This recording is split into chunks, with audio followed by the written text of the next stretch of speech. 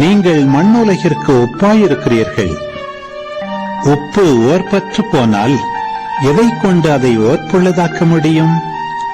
அது வெளியில் கொட்டப்பட்டு மனிதரால் மிதிப்படும், வேறு ஒன்றுக்கும் உதவாது. நீங்கள் உலகிற்கு ஒளியாயிருக்கிறீர்கள். மலை மேல் இருக்கும் நகர் மறைவாயிருக்க முடியாது.